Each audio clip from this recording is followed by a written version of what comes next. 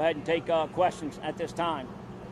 Can you speak more to what allowed you to start this process after all this? So we're able to get this process started after all this time because all of the preparation work has been done. The buildings on the downriver side on Canal Street have been torn down to allow the crane access there when the time comes for that demolition. The roadway and infrastructure of utilities has all been protected through matting. They put a lot of rock and mud and everything down. Then they put these large wooden mats on top to allow these heavy cranes to traverse over that without damaging it. The tower crane has been removed. That was hanging off the Canal Street side from the implosion that we did on October 20th. And so now we're able to get to the point where we can start demolishing the building little by little in an effort to safely get to the recovery of the remains. Chief, in terms of the back corner, is that one of the most challenging parts? Because you haven't got that cascading effect of the concrete. Can you talk about that at all? The entire process is challenging, particularly when you look at that back corner on the Iberville and Rampart Street side. It's particularly challenging. That's where you see all of the floors from what appears to be the roof to most people, but it's really the 18th floor, the deck, what would have been the deck of the 18th floor, and then subsequently all the way down to that big thick transfer deck, which is the 8th floor, is all hanging now. It was all cantilevered out. That's where the majority of the collapse happened, and that's where we lost one of our victims. We lost the other one on the Rampart Street side, same thing. What would have been all these balconies facing Rampart have all come down, and so those did not come off the building. They're hanging. They're being suspended by metal structural components, rebar or other I-beams and stuff that didn't allow it to come down. So it's hanging there very precariously, and our victim on the backside there is under that. And so the goal is to try and chip that stuff down delicately so we leave the remains intact where they currently are. Obviously, I always stress that this is a very dangerous and unstable building, and if things start to shift, that could change. But the goal right now is to try and do that in a methodology where we can come down floor by floor, start at 18, chip that stuff down, scrape that debris off the deck, that big transfer deck, scrape it off, then do floor by floor until we get down and reach Quignon Wimberley. Last week, it sounded like you were hoping to reach victim number 1 by roughly today. So why are things? I believe last week I had spoke to getting to him about midweek, which would have been Wednesday. Right now we're thinking that may have pushed closer to the end of the week.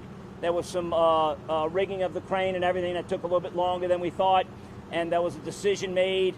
Forgive me if I don't remember if I touched on this last Monday, but there was a decision made. We've been debating all along about taking down what we're calling the Bravo wall. It's the wall, the freestanding wall you can see on Rampart. We had a while back, if you remember, I had talked about cabling that wall back into the building to stabilize it, which allowed us to get the Sanger open for a brief period of time before we were in COVID, right, world.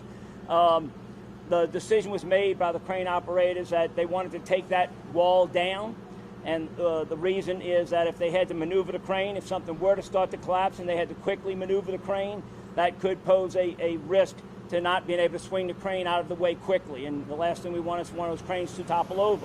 People think, oh, it's this big, huge crane, it's very strong, a lot of leverage there, right? Go back to your days of science, right? Physics. It doesn't take much for one of those, if they were to get off balance, to become unstable. And so he wanted to be able to have the assurance that he could swing his crane in either direction to get it out of harm's way if that happened. Obviously, there could be people in a bucket when that happened. So the decision was made, and what I think you'll see happening behind us shortly is knocking that wall into the building. Remember, it's cabled to the building, but they want to knock it down to take the height away so that as they're working, and if they had to swing their crane, they would do it. It should be a very short operation and allow us to move on to further debris removal for recovery purposes. But that's why you're going to see that happen shortly. But it was simply a kind of, I don't want to say last minute, but engineers discuss these things ad nauseum and decided to go ahead and do that. So a little bit different operation, but we had talked about somewhere between midweek to end week last Monday, and now we're talking about it may be closer to end of the week. With the bracket wall, just to make sure that that's I believe so. Yep. And that's going to Sometime this afternoon. Let me be safe and say sometime this afternoon. kind of describe it. Is it? I mean, how delicate does that wrecking ball have to be during that process, or is it even? It's not like you might see in a normal demolition where they come in full force, making a big, large swing. That walls, we believe, is pretty unstable. There's nothing holding it up. It's freestanding from that 8th floor deck for the most part, other than the cables that were installed post-collapse. It's freestanding there, so they're thinking they're going to be able to knock it into the building rather easily and let it lay into the building, so then they can move forward with other demolition safely. Kind of compared to the amount of debris that the two men are under, how challenging does that make it, especially for both victims in this case? Recovery is very, very challenging because of the amount of debris that the victims are under. We would not have taken this long. We're over 10 months now. Very frustrating for, obviously, rescuers who do this for a living. And then you can only imagine what it is for the families, what they're going through. It is challenging, and as I said, it's more challenging to try and do it in such a way that you can get a full recovery when you do reach the victim. When do you think the second victim will be recovered, and which one do you think is more challenging to get to? Certainly the victim on the back, Quignon, is more difficult because of the number of floors that are hanging off the building over him. He was on the 11th floor, and so you have 12, 13, 14, all the way up to the 18th floor that are cantilevered over, getting to him. Remember, the challenges we're facing is making sure that the rescuers can do this recovery safely.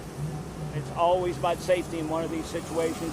It's different than if you had someone who could be, a viable person there, and so it's to make sure they're safe, and it is much more difficult because there's so much more above them. On the other victim, they're in that pile of debris you see laying on the 8th floor deck about midway down Rampart, and so that is going to be challenging also, but it'll be removing rubble that's already collapsed. We have a little bit of hanging debris we'll remove off the face there, but other than that, the pile's there already. Is there an estimated timeline for the second victim? I'm sorry? There's that bus again. We believe the next victim we will start that. We believe we'll get to that victim's recovery by midweek the next week. So around I'm sorry, help me with my dates. If this Wednesday is the 23rd, a week later, so you're looking at about the 29th. We believe we'll be getting to that recovery, and it'll go sometime in that next week.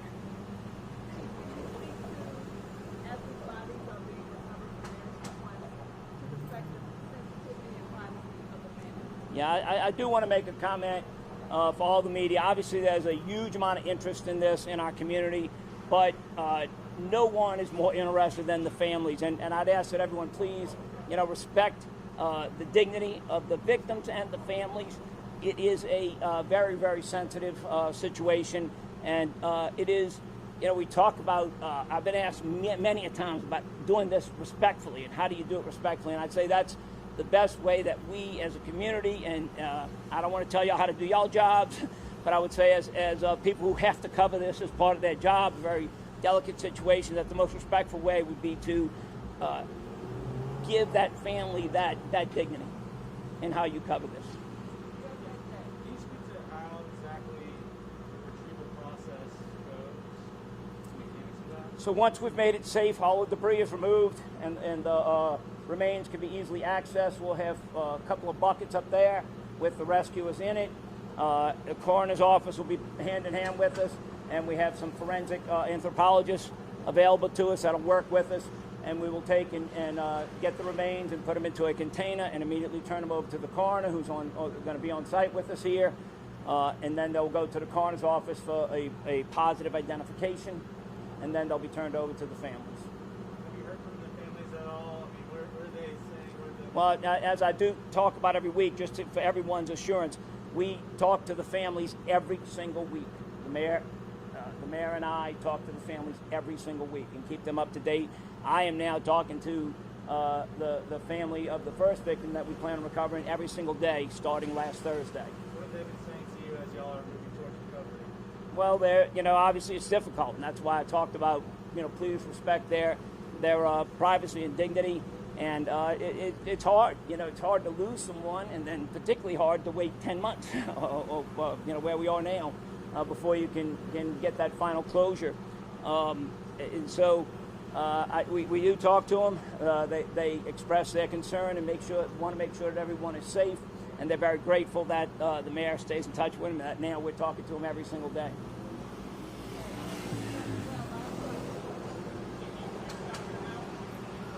I'm sorry? DEQ, yes. The Department of Louisiana State Department of Environmental Quality is on scene. They've been here with us since last week. They have 2 units set up. They're doing air quality monitoring on scene. They're embedded with us in the command post. Are there any concerns about bad weather by the end of this week? You're in New Orleans in July. Not to be facetious, but bad weather every day concerns us. We stay up to date. As you know, the National Weather Service, we have a great relationship with them. Director Arnold with New Orleans Office of Homeland Security communicates with them on a regular basis, and we do a regular briefing on what the weather is expected to be each day. Keep the contractor up to date with that. We still meet with the contractor every morning, and keeping them briefed, and all they can do is plan for it. They can work in some bad weather. They cannot work. The cranes have to stop once lightning starts, so it gets within a certain so many miles. So it is obviously it's a concern, and it slows the process down. We lost about a day and a half last week alone with bad weather, and they've worked hard to try and keep making up for that time. But when you get these afternoon showers, seems like almost every day, it's difficult.